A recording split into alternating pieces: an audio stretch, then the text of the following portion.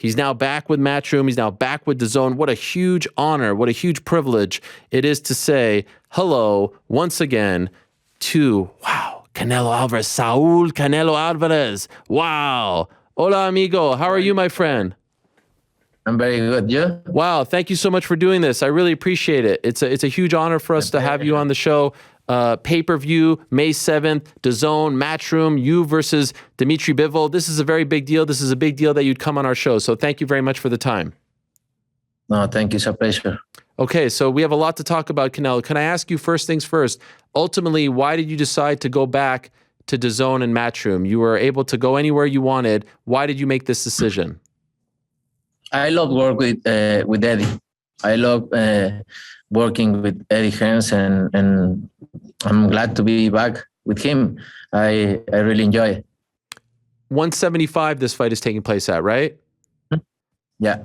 Why are you fighting at 175? You were talking about maybe even going a little bit higher. Ultimately, you decided 175. Why 175? Well, Eddie, my manager and trainer want me to fight in 175 with Dmitry Bivol, so I just do it. And that's it. You do exactly what he tells you to do. Sometimes. Yes. If he would have said fight at heavyweight, you fight at heavyweight? Of course. Yeah. You know, historically, we have seen people go up and down. And sometimes, you know, the most famous one was Roy Jones, right? He went all the way to heavyweight. And then afterwards, it was hard for him to get back on track. Does that ever concern you with the amount of times that you are going up and down? Not really. My body is adapting in all the ways. I can do 168, 175, 200. I don't care. By the time your career is over, how high do you think you'll go? What will be the heaviest weight that you'll fight at? I can't tell. I can't tell because Eddie Reynoso always tell me 175. This time we went to cruiserweight. So I don't really don't care. So I don't care. I fight in any division. Do you have a favorite weight? 168. 168 is the one you're most comfortable in. Yeah. The decision to go with Dmitry Bivol, you could have, again, chosen a bunch of people. I know Benavidez was out there. Charlo was out there. Some people, you know, down the line, maybe better BF. Why did you ultimately decide to go with Dmitry as your next opponent?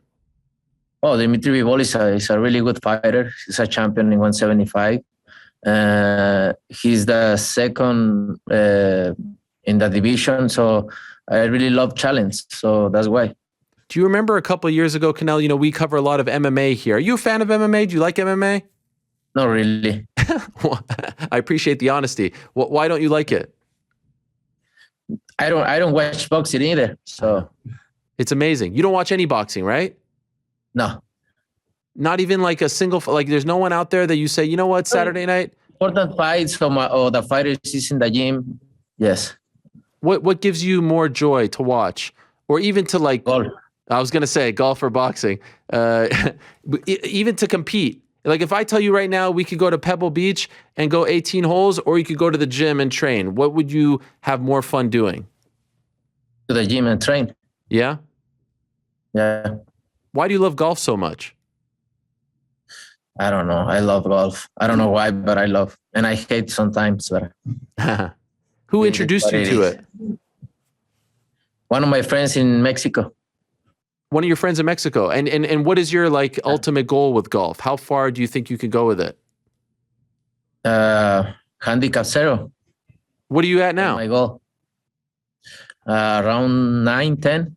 9, 10. Wow, good for you. But I was going to ask you, 2 years ago, you were sitting in the back when they let the UFC event go on, and there's that meme of you lying down, and you were kind of like bored. You're like, what is going on here? Remember when they had to delay your fight with Kovalev?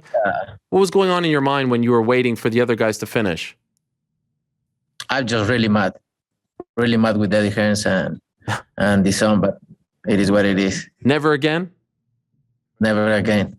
Okay. I hope so. Yes, I hope so as well. You deserve better than that. Now, the other thing I wanted to ask you, you know, it's going back and forth, but I just wanted to get your final comments on it. The stuff with Ryan Garcia, are you disappointed that the relationship has evolved to where it's become, now it's like a back and forth between him and your coach, Eddie Reynoso, your manager. It seems like they had the breakup. How do you feel about where things stand between you and Ryan?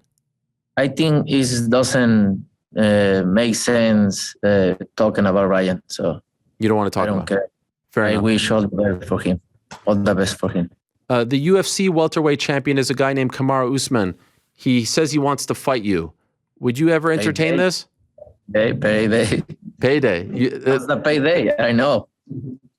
But maybe, why not? You never say no, right? Yeah. Has anyone approached you about this idea? My trainer told me about it, and I said, well, if you say. But it's not something really on your mind. No, it's not really in my mind. I want a really good legacy from my career, and then we can talk about it, other things, right? Later. Is there one fight before your career is done that you really want, that you must have?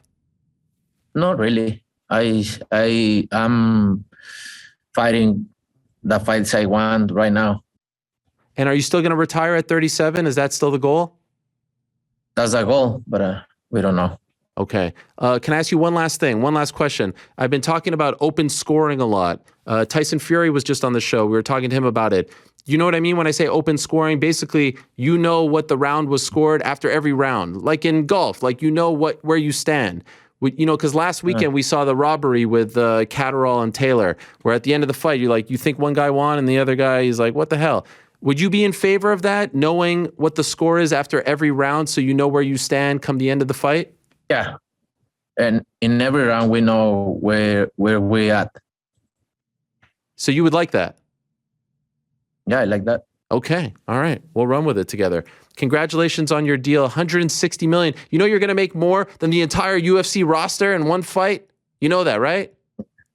Yeah, I know. You're doing well. You're doing well, Canelo. Good luck to you on May 7th. How do you win on May 7th?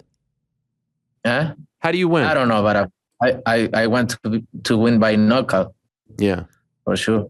Well, you're doing incredible. You don't know. You never know. But I'm going to put all my best in the ring and do a great fight for the people. Pleasure to meet you, my friend.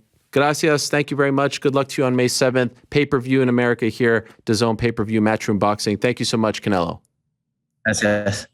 All right, there he is, Saul Canelo Alvarez. Like I told you, short amount of time, a quick one. Again, under the gun over here. But